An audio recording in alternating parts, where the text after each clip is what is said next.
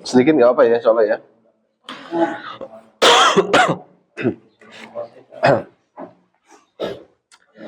Bismillahirrahmanirrahim. Alhamdulillah wassalatu wassalamu ala Rasulillah amma ba'd.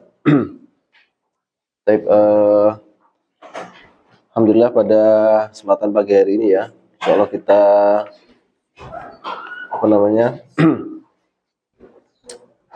lanjutkan atau memulai kembali ya pembahasan kaidah bahasa Arab kita ya, yaitu di dalam kitab Mukhtarat namanya ya. Apa artinya Mukhtarat, Pak Gunawan?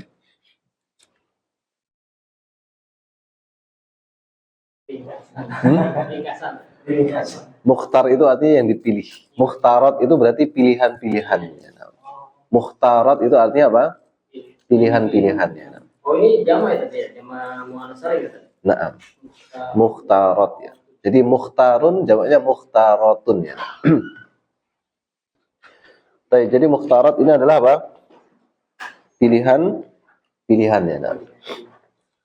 Baik, jadi kita sebelum memulai membaca sebuah kitab itu hendaknya kita tahu apa nama kitabnya ya. Kemudian siapa penulisnya. Kemudian setiap kali kita belajar atau mengajarkannya kita tidak lupa untuk mendoakan penulisnya ya. Ketika masih hidup kita katakan rahimahullah, ketika sudah meninggal kita katakan ketika masih hidup hafizahullah, ketika sudah meninggal kita mengatakan rahimahullah. Karena di antara keberkahan mempelajari sebuah kitab, kita menyandarkan kepada penulisnya dan kita tidak lupa untuk mendoakannya. Itu termasuk keberkahan dalam belajar ya. Baik, nah kemudian yang kedua ya, kita hendaknya juga tahu ya bagaimana metode sebuah buku yang akan kita gunakan ya. Nah, baik, insyaallah taala itu kitab sangat banyak sekali ya yang bisa kita gunakan ya. Cuman yang ada di hadapan kita ini ya, ini memang kitab yang sangat fenomenal ya. Bukan berarti ini adalah kitab yang sempurna, enggak ya. Ini kitab yang juga banyak sekali kekurangan, akan tetapi dengan banyaknya orang yang faham dengan kaidah nahwu dan shorof dengan kitab ini berarti menunjukkan ya kitab ini ada keberkahannya ya. Baik. Nah, kita harus tahu metodenya ya. Jadi penulis di sini menyebutkan di dalam kitab ini adalah dua ilmu yang menjadi inti bahasa Arab ya. Yaitu yang pertama adalah ilmu nahwu ya. Kemudian yang kedua adalah ilmu shorof ya. Nah, kita belajar dari awal meskipun dia nggak punya basic sama sekali, ketika belajar kitab ini insya Allah dia akan bisa paham ya. Jadi ilmu nahwu dan ilmu shorof ya. Tapi itu adalah inti daripada kitab ini ya. Nah, sebelum penulis itu membawakan pembahasan tentang nahwu dan shorof, beliau itu meletakkan muqaddimah terlebih dahulu ya. Yaitu pengenalan seputar fiil, pengenalan seputar isim ya. Baru nanti akan masuk ke dalam pembahasan nahwu, kemudian baru pembahasan ilmu shorof ya.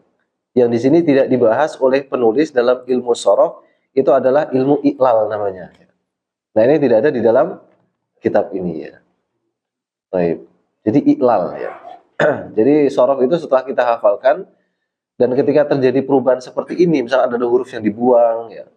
Kemudian ada proses penggantian huruf, pemindahan harokat, itu pembahasan ilmu iqlal namanya.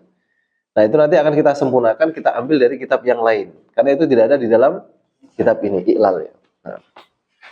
Nah, seperti itu kira-kira ya tentang masalah kitab ini ya. Dan ini cetakannya sudah sangat banyak sekali ya. Dan banyak sekali penulis di zaman ini banyak merujuk ke kitab ini sebetulnya. Nah, entah itu disebutkan di dalam marojik kitabnya atau enggak.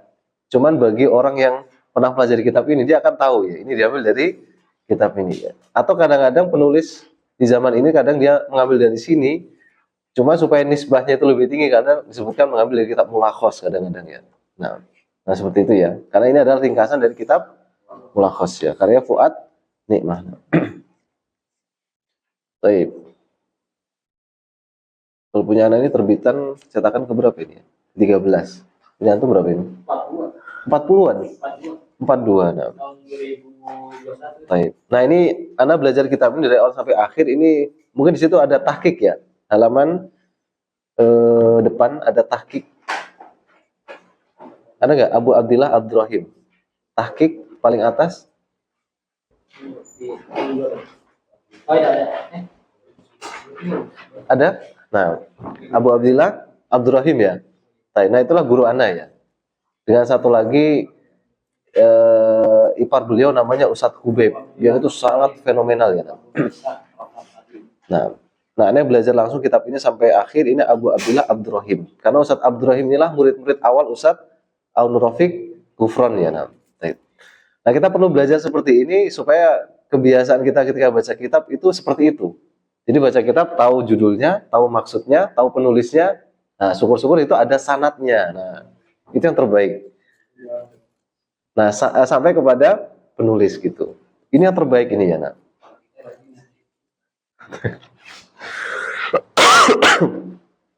Baik, gitu ya. Ini guru anak Ustadz Abu Abdillah Abdurrahimnya orangnya itu Masya Allah ya. Itu terkenal sangat teliti dan sangat cerdas sekali ya. Dulunya beliau itu teknik farmasi atau di farmasi Gajah Mada beliau dulu ya. Sangat cerdas sekali orangnya ya. Kemudian punya adik ipar namanya Ustadz Hubaib namanya. Nah, ini yang sering disebut-sebut oleh Ustadz Firanda ya. Waalaikumsalam, Masya Allah. Ini yang sering disebut-sebut Ustadz Firanda di dalam pelajaran bahasa Arab. Ketika beliau itu mengajarkan bahasa Arab dasar, itu beliau sering menyebutkan Ustadz Hubaib ini. Makanya ada kitab bahasa Arab Ustadz Firanda itu kan ada ya, mukaddimahnya itu kan Ustadz Hubaib, itu gurunya. Itu juga guru ana ya. Itu orangnya sangat-sangat sederhana ya, tapi Masya Allah ya. Kecerdasannya sangat luar biasa ya. Nah, seperti itu ya. Ini sekilas tentang kitab ini ya.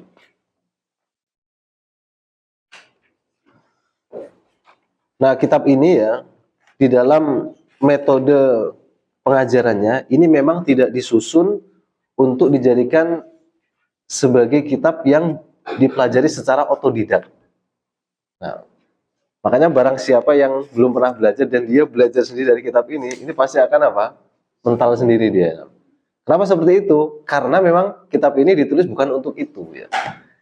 Jadi kitab ini ringkas, nggak terlalu banyak penjelasan kata-kata ya. Baik. Kemudian judulnya pun contohnya pun kadang cuma 1 atau 2 gitu. Karena maksudnya adalah meringkas gitu. Makanya barang siapa yang pelajari kitab Mukhtarat terus dia itu nggak paham, kadang-kadang itu nggak ngerti metode penulisannya gitu ya. Paham ya insyaallah ya. Baik. Jadi memang dalam belajar ilmu agama sebenarnya tidak ada belajar otodidak, itu sebenarnya nggak ada ya. Belajar ilmu agama itu adalah talaki ya. Semua itu talaki ya. Apakah belajar otodidak itu misalkan kita belajar di rumah sendiri nggak boleh? Itu boleh. Cuman jangan kita jadikan itu satu-satunya metode ya. Itu hanya pelengkap saja. Misalnya kita belajar kitab ini, terus di rumah kita pakai kitab lain mempelajari nggak masalah ya. Tapi kalau itu satu-satunya metode dia dalam belajar, wah itu adalah kesalahannya lebih besar ketimbang benarnya. Itu bahayanya belajar secara otodidak ya. Apalagi ilmu agama ya. Sama kita belajar masak misalkan ya, sebuah resep misalkan ya. Itu ketika dia diajari sama orang, sama dia eksperimen sendiri, kira-kira cepetan yang mana? Diajari orang ya, itu meringkas waktu ya. Nah, masalahnya kalau belajar ilmu agama itu bukan bahan untuk kita jadikan eksperimen ya. Kalau makanan dia nggak jadi nggak masalah kan, bisa beli lagi bahannya. Nah kalau agama, ya, nah ini jadi sesuatu yang bahaya. Hah? Nah, jadi nanti dia melihat keadaan diri dia ya. Ketika sangat memungkinkan bagi dia untuk bertemu dengan seorang guru dan dia tidak mau rihlah ya. Bahkan nanti di kalangan para penuntut ilmu itu nanti akan dianggap ketika dia itu terkenal rihlahnya. Jadi rihlah itu bukan jalan-jalan, bukan. Maksudnya dia itu terkenal untuk berguru ke fulan. Itu nanti semakin tinggi. Tapi kalau dia di kalangan penuntut ilmu itu nggak dikenal gitu kan, berarti dia nggak pernah rihlah gitu. Nah, itu menjadi menjadi kalau dalam ilmu hadis itu namanya gharib ya. Nah, jadi perawinya tidak dikenal, majhul ya. Nah gitu ya. Baik, sekilas ya tentang kitab ini ya. Nah, kita masuk di muqaddimah yang di halaman 3 ya. kita lihat di sini ya.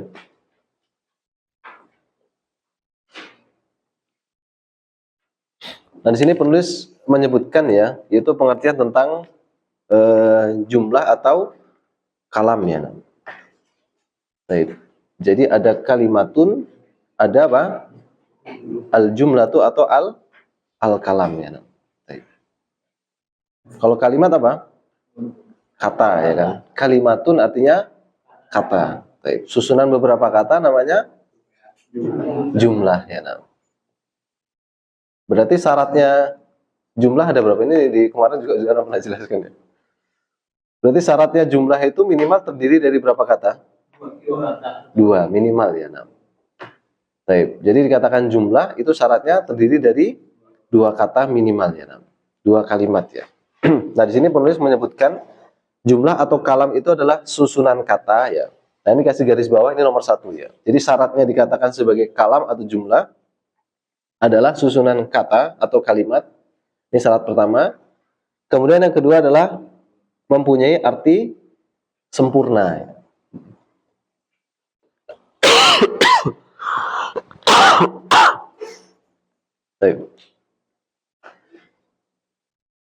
Jadi jumlah itu dikatakan jumlah atau kalam ya, adalah ketika dia memiliki dua syarat ya, atau memenuhi dua syarat. Yang pertama, susunan kata, berarti dia lebih dari satu ya, dia ada dua ya. Kemudian mempunyai arti sempurna ya. Nanti ada yang dia lebih dari dua ya, tapi dia tidak memiliki arti sempurna, maka itu tidak dikatakan sebagai apa? Kalam ya, atau jumlah ya. Bisa dipahami ya? Ini betul-betul harus diresapi ya, karena ini ringkas tapi apa? Penuh dengan makna gitu ya. Baik. Asal ras, aman asal ras ya. Baik. Belakang Anggi ya. Nah, Anda sering. Oh Jordi ya. Kalau Anggi yang mana itu? Kacamata ya. Baik. Apa syarat dikatakan jumlah Charles?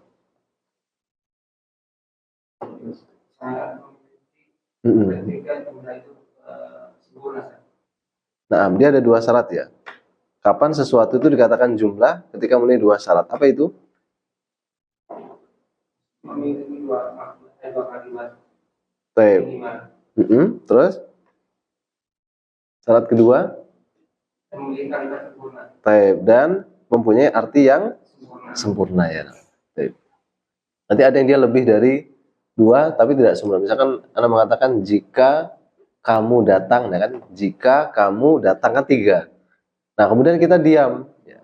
Maka orang mendengar itu akan bertanya-tanya ya. Nah ketika itu masih ada pertanyaan berarti kalimat itu belum sempurna ya. Baik. Ada juga yang cuma dari dua kata tapi dia sudah sempurna ya. Misalkan saya dokter gitu misalkan ya. Saya dokter cuma dua kata kan. Nah tapi dia dikatakan apa? Sebagai jumlah atau kalam ya, karena lebih dari satu ya, minimal dua ke atas dan dia memiliki arti yang sempurna ya. Paham ya tentang poin ini ya. Baik. Nah kemudian di bawahnya ya kalimatun ya. Jadi kalimatun artinya apa? Kata ya. Nah kalimatun atau kata ini terbagi menjadi tiga ya. Yaitu yang pertama adalah isim, yang kedua adalah fiil, yang ketiga adalah huruf ya. Baik. Jadi paham isinya, kemudian tahu urutannya, nanti bisa mengajarkannya gitu ya. Nah. Baik. Kemudian di sini penulis membahas tentang isim terlebih dahulu ya. Nah, di sini kata penulis ya, hafizallahu taala, isim adalah kata yang menunjukkan benda ya. Ini satu ya.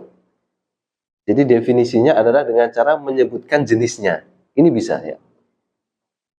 Baik, misalkan contohnya gini ya. Misalkan Anda ingin mendefinisikan hewan buas. Ya. Hewan buas adalah singa, harimau, serigala. Nah, berarti Anda mendefinisikan dengan cara menyebutkan jenisnya. Nah, bisa juga ana dengan menyebutkan definitifnya. Hewan buas adalah hewan yang menyerang manusia, memiliki taring, memiliki cakar. Nah, itu berarti apa? Definitif. Nah, ada juga cara ketiga mendefinisikan itu dengan menyebutkan apa namanya? Yang semisal gitu ya. Nah, baik. Yang menyebutkan apa? Yang semisalnya gitu. Nah, di sini penulis menyebutkan definisi ini dengan menyebutkan jenis-jenisnya ya. Jadi kita harus bisa paham ya. Nah, nah isim itu adalah menunjukkan benda ya. Yang kedua adalah kata sifat, yang ketiga adalah kata keterangan waktu. Nah, tiga ini ya, penulis menyebutkan ada tiga: benda, kata sifat, kata keterangan waktu ya. Baik, nanti kita lihat di sini ya. Contohnya misalkan ya maun ya. Apa artinya maun? Air. Berarti dia masuk yang mana ini? Benda ya. Burtukolun apa artinya? Jeruk ya. Dia apa dia? Benda. Tufahun apel ya. Termasuk apa? Benda ya. Kemudian darsun pelajaran ya. Pelajaran masuk yang mana ini? Sifat? Keterangan waktu? Hah? Kata kerja? Nah, ini perhatikan ya. Makanya ketika dia tidak tahu metode penulis, dia bingung akan ya. Makanya ini butuh kitab ini nggak bisa otodidak. Kitab ini butuh apa? Guru yang dia itu juga mengambil dari gurunya, kemudian dari penulis gitu ya. Nah, perhatikan sini ya, kalimat darsun sama ilmun ya. Nah, darsun sama ilmun ya. Kedua-duanya adalah benda. Nah, gimana cara memahaminya ya? Nah, cara memahaminya ya, benda ya. Jadi kita katakan sama seperti gini nih. Bahasa Inggris itu ada kata benda yang diambil dari kata kerja. Ya. Ada kata benda yang diambil dari kata kerja. Nanti dia dihukumi benda atau noun ya. Kalau yang pernah teman-teman semuanya pernah belajar bahasa Inggris ya, insya Allah ya. Jadi noun itu kata benda. Nah, noun ini kadang diambil dari kata kerja yang kita kenal dengan nama gerund. Misalnya study itu belajar. Kalau pelajaran studying, ya, itu bukan verb ing, tapi apa? Gerund namanya. Jadi nanti ada kata benda yang diambil dari kata kerja. Nah, inilah dia darsun dan ilmun. Atau bahasa lainnya gini, yaitu kata benda yang dia sifatnya abstrak. Abstrak itu tidak terlihat. Jadi ada yang konkret, ada yang abstrak. Misalkan ya, Anda mengatakan, saya memiliki ilmu. Nah, ilmu itu bisa dilihat nggak? Nggak bisa. Tapi ilmu kan sesuatu kan, betul nggak? Nah, itu dikatakan benda juga. Nah, itu dengan dua cara itu cara memahami ilmu dan darsunnya. Jadi ada nanti kata kerja ya, yang itu diambil kata benda yang diambil dari kata kerja. Itulah darsun dan ilmu. Nanti kalau dalam bahasa sorok itu kita kenal dengan apa? Masdar namanya. Darosaya darusud darsan. Nah, darsan itu adalah isim. Isim darsan itu. Yang kita kenal dengan apa? Masdar ya. Kalau dalam bahasa Inggris namanya gerund namanya. Nah, masih ingat Pak Tony ya? Gerund ya. Jadi kan menjadikan apa namanya? Kata benda dari bahasa Inggris itu kan bisa dengan gerund, bisa dengan to infinitive namanya. Masih ingat ya Pak Endang ya dulu ya? Itu ya. Jadi darsun dan ilmun ini kata benda. Kalau mudahnya dia adalah kata benda yang abstrak, tidak bisa dilihat oleh mata. Nah, bisa juga kita pahami dengan apa? Dia adalah kata benda yang diambil dari kata kerja ya. Contohnya gini ya. Misalkan pergi ya kan? Pergi itu kata kerja. Kalau bepergian itu kata benda. Masdar kan ya. Kalau dalam bahasa Arab namanya masdar. Atau misalkan sama-sama keluar juga ya. Keluar itu bisa kata kerja, bisa kata benda. Kalau khoroja itu kata kerja, tapi kalau khurut itu kata benda. Nah, seperti itu. Misalkan dakhola masuk, dukhulun masuk juga, tapi dia adalah kata benda yang dukhul. Nah, seperti itu kira-kiranya. Paham ya? Baik. Jadi bisa ada kata benda yang diambil dari kata kerja ya. Kemudian al-bi'ru sumur ya. Dia yang mana itu? Benda, sifat atau keterangan waktu? Benda. Al-baitu rumah, benda. Al-ma'hadu benda, ma'had ya. Al-ustadu benda ya. Nah. Meskipun benda yang bergerak dan apa? Berakal. Kalau ustadznya nggak berakal ya. Baik. Kemudian at-talibu seorang pelajar, benda ya. Nah. Al-ana kata keterangan waktu. Nah. Al-an sekarang ya. Nah. Kemudian ghadan baik, kata keterangan waktu. Apa artinya ghadan? Besok. Al-an sekarang, ghadan besok ya. Nah. Kemudian syahrun bulannya. Yang mana dia? Kata keterangan apa dia? Syahrun bulan ya. Kata keterangan waktu ya. Yaumun hari ya. Kata keterangan waktu. Nah. Kemudian amsi waktu. Apa artinya? Kemarin ya. Nah, 3 kata keterangan waktu ini kita harus tahu ya. Sekarang, besok, kemarin kan yang sering kita pakai ya. Baik. Sekarang al-an. Besok apa? Ghadan. Kemarin amsi. Nah. Baik.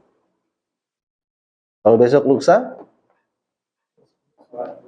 ba'da ghadin ya. Baik. Itu ya 3 ini harus kita tahu ya. Al-an, ghadan sama amsi. Nah.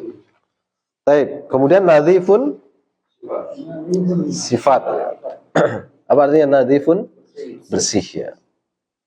Wasikhun baik. Kotor ya. Sifat. Kabirun besar ya. Dia sifat ya. Shaghirun apa artinya? Kecil ya. Dia adalah sifat. Nah, kira-kira ini seperti ini ya. Meskipun ini belum secara al-jami belum ya. Cuman ini apa namanya? Jami itu artinya secara keseluruhan itu belum ya. Cuman ini paling tidak sudah mewakili secara apa? Mayoritas ya. Nah, sekarang beliau membahas tentang tanda-tanda isim ya. Baik. Jadi isim ini memiliki tanda-tanda. Isim adalah kata benda, bisa gitu ya. Tapi bisa juga kata sifat, bisa juga kata keterangan waktu. Nah, baik. Nah, tanda-tanda isim yang pertama apa? Menerima tanwin ya. Jadi ketika dapati kata ada tanwinnya, bisa dhammatain, fathatain atau kasratain ya. Berarti dia adalah apa? Isim ya. Yaitu yaminun. Apa yaminun? Kanan ya. Bisa juga kanan, bisa juga sumpah ya. Nah, dikatakan sumpah itu yaminun karena biasanya bersumpah dengan tangan kanan ya. Yaumun hari, kabirun besar, qalamun pulpen atau pena, kitabun buku atau kitab ya. Semuanya tanwin berarti dia adalah isim ya. Sekarang yang kedua itu menerima al ya. Baik. Baca yang paling tepat adalah al. Meskipun dalam kitab jurumnya sebutkan al alifu wal lam ya. Cuman yang lebih tepat, dua-duanya boleh ya. Cuman lebih tepat itu al ya. Kita mengatakan al gitu. Baik. Nah, ini dengan contoh yang sama, cuman bedanya apa? Di sini ada alnya ya. Yaminun jadi al yaminuna. Ketika ada al tanwin hilang. Ketika ada tanwin al juga harus hilang ya. Al yaumu hari, al kabiru besar ya. Al qalamu pulpen, al kitabu kitab ya. Nah, ini tanda yang kedua ya. Kemudian tanda yang ketiga ini didahului oleh salah satu dari huruf nida ya, yaitu huruf panggilan ya. Contohnya adalah ya Muhammadun. Awalnya Muhammadun, kemasukan huruf nida, jadi ya Muhammadu. Nggak boleh lagi apa? Tanwin. Nanti akan kita bahas di bab tentang masalah munada nanti ya. Yang penting kita lihat ini ada ya, oh berarti kata setelahnya yaitu Muhammad dia adalah isim. Meskipun itu nggak ada tanwinnya, meskipun nggak ada alnya. Ya. Kemudian ya ustadu, wahai ustadz ya. Dia juga isim karena didahului oleh huruf nida ya, huruf panggilan. Nida itu artinya panggilan. Ya. Tapi kemudian yang keempat, ini diawali oleh salah satu dari huruf jer ya. Huruf jer ini artinya apa? Kata depan ya. Baik. Atau bahasa kita apa? Preposition ya. Kata depannya. Diawali oleh salah satu dari huruf jer ya.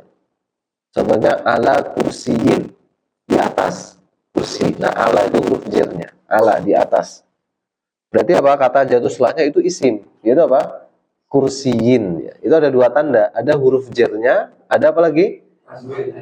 Tanwinnya ya. Nah, baik.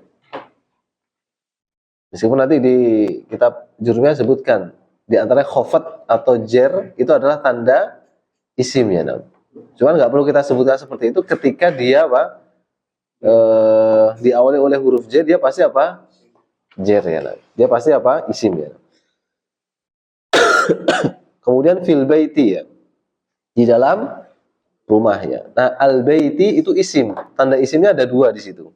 Ada didahului oleh fi, itu huruf jer, itu di dalam, dan adanya al ya.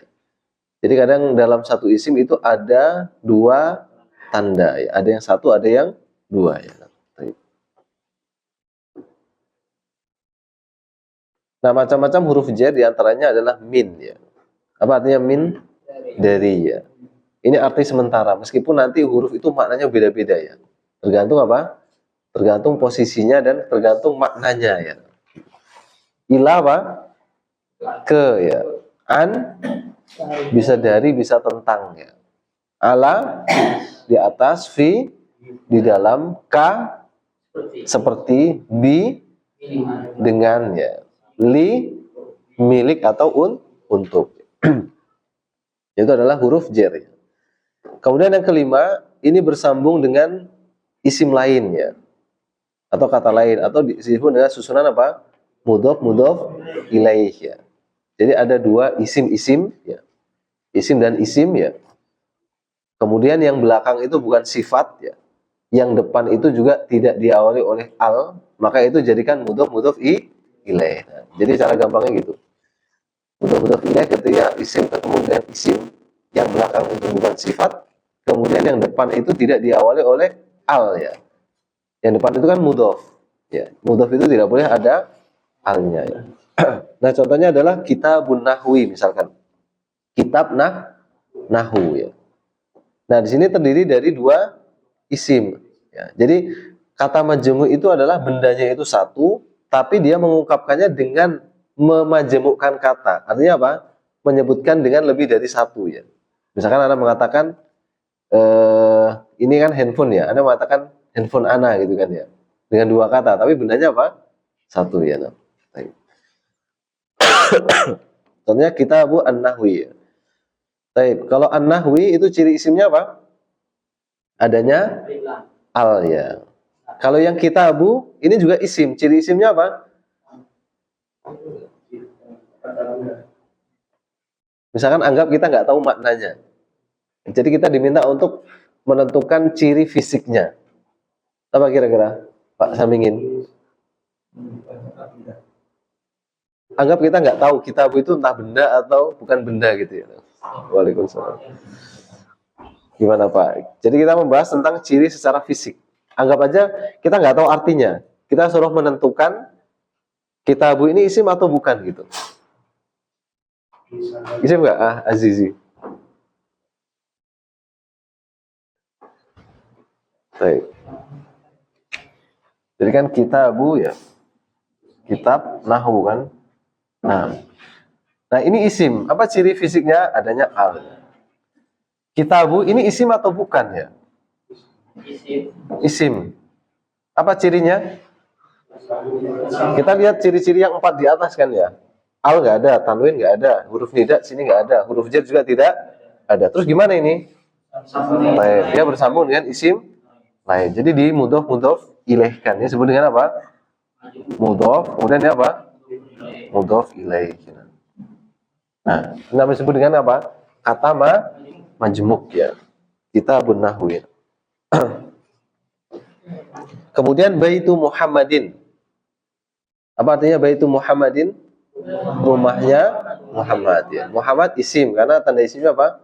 Tanwin. Baitu isim karena dia bersambung dengan isim lain. Jadi kan susunan mudhof ilaih ya. Tapi kemudian yang B ya, fi'il ya. Fi'il adalah kata kerja, itu bahasa mudahnya gitu ya. Fi'il adalah kata kerja yang menunjukkan waktu tertentu ya. Nah, jadi fi'il adalah kata kerja yang menunjukkan waktu tertentu ya. Nah, fi'il ini terbagi menjadi 3 macam. Kata kerja terbagi menjadi 3 macam ya. Nah, ini ditinjau dari segi apanya? Dari waktunya tadi kan ya. Karena kan menunjukkan waktu tertentu. Yang pertama adalah fi'il madhi ya. Yaitu fi'il madhi adalah kata kerja waktu lampau ya. Contohnya alima. Apa alima? Mengetahui. Berarti telah mengetahui. Nasoro. Menolong. Berarti telah menolong. Sami'a. Mendengar. Berarti telah mendengar. Kataba. Menulis. Berarti telah menulis ya. Jalasa. Duduk. Berarti telah duduk ya. Baik. Kemudian yang kedua adalah fi'il mudhari ya. Jadi kita mengenal istilah dulu. Meskipun kita belum bisa mengidentifikasi secara sempurna contohnya, yang penting mustalahatnya ini atau istilahnya itu kita kenal dulu. Ada yang kedua adalah disebut dengan fi'il mudhari namanya ya. Fi'il mudhari, kata kerja mudhari. Apa sih kata kerja mudhari? Yaitu kata kerja waktu menunjukkan sekarang atau akan datang. Fi'il mudhari adalah kata kerja menunjukkan waktu sekarang atau akan datang. Terus nanti cara bedanya gimana ya? Itu dengan melihat kata keterangan waktu yang ada di dalam kalimat itu ya. Misalkan contohnya ya. Itu namanya dalam bahasa ini time signal namanya ya. Jadi dengan seperti itu kita akan bisa membedakan ya. Contohnya itu kalimat apa itu? Yansuru misalkan ya. Apa yansuru? Menolong ya. Nah ini kan ada 2 kemungkinan. Ini sedang menolong atau akan menolong. Nah nanti tergantung apa? Konteksnya ya. Misalkan yansuru al-an misalkan ya. Nah al-an artinya apa? Sekarang ya. Berarti dia sedang menolong sekarang.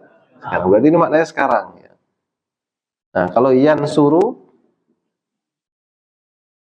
Ghodan, berarti apa?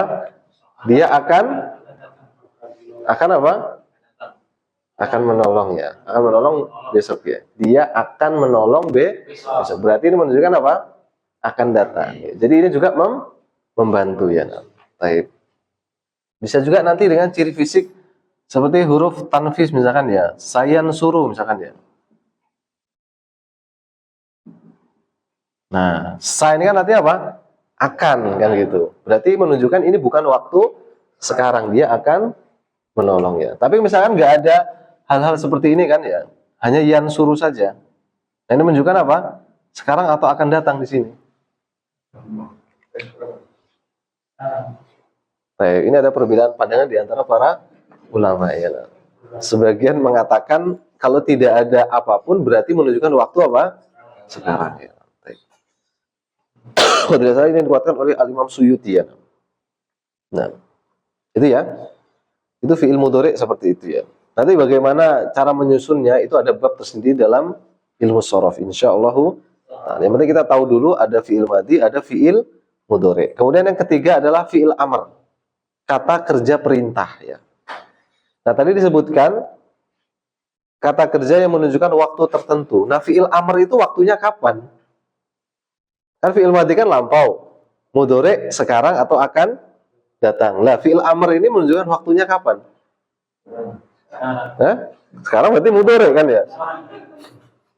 Kapan waktunya? Kan bisa aja kan perintah itu lampau kan ya? Baik, gimana cara memahaminya? Nah, ini adalah,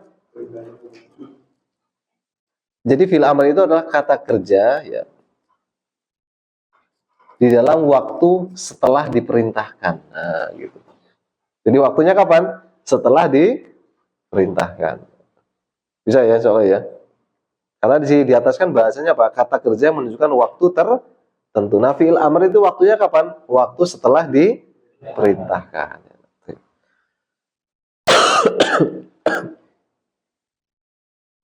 Fi'il mudhari tadi yang alamu apa?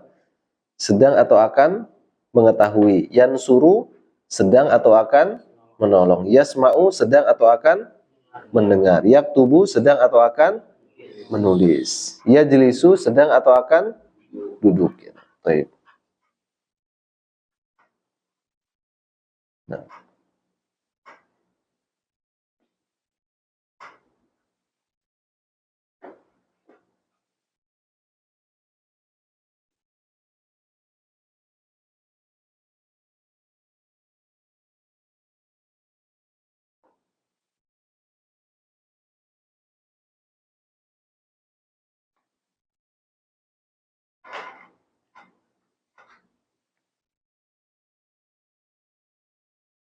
Nah, fi'il amr apa?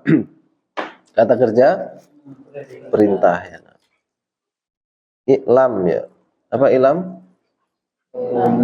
Ketahuilah. Nah, unsur tolonglah. Isma dengarlah. Uktub tulislah. Ijlis duduklah. Nah, itu bahasa terjemahannya gitu ya. Terus nanti gimana cara bikinnya nanti sabar dulu ya. Jadi penting kita tahu ada istilah fi'il amr, fi'il madhi, fi'il mudhari. Itu maksudnya kayak gini ya. Gitu ya. Nah, kemudian yang ketiga adalah apa? Huruf ya atau harfun ya.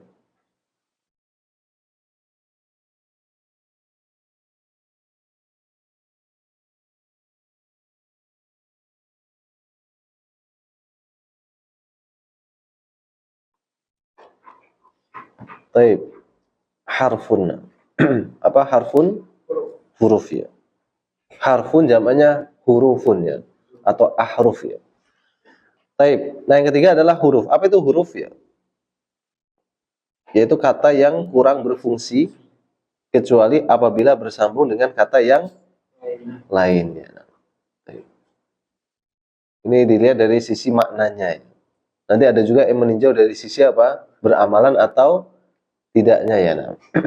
Ada yang amilah, ada ghairu amilah. Nah. Tapi di sini dilihat dari sisi maknanya, yaitu kata yang kurang berfungsi kecuali apabila bersambung dengan kata yang lain. Dan kata lain itu bisa isim atau fi'il ya. Nanti kalau dijabarkan ini cukup panjang sebetulnya ya. Nanti ada huruf yang dia khusus masuk ke dalam isim, seperti huruf jer. Jadi setelah huruf jer ini depannya harus isim ya. Nanti ada yang dia huruf khusus jatuh setelahnya fi'il. Nah, ada yang huruf jatuh setelahnya boleh isim, boleh fi'il. Itu namanya mustarok namanya ya. Nanti ada yang membagi seperti itu juga ya. Jadi ada isim masuk ke dalam khusus dalam huruf khusus masuk dalam isim, huruf masuk ke dalam fi'il yang ketika bisa isim bisa fi'il. Ini meninjau dari sisi itu ya. Baik. Ada juga yang melihat dari huruf ma'ani sama huruf mabani yang dulu pernah Anda jelaskan ya. Cuman nggak apa, sekarang kita kenalkan dulu secara ringkas sesuai dengan buku ini ya. Yaitu huruf adalah kata yang kurang berfungsi kecuali apabila bersambung dengan kata yang lain ya. Contohnya hal ya. Hal apakah? Nah, meskipun dia itu terdiri dari lebih dari satu huruf yaitu ha dan lam, cuma di sini tetap dalam bahasa Arab dikatakan sebagai huruf ya. Karena ketika kita mengatakan hal apakah, itu tidak memiliki apa? Fungsi ya. Nah.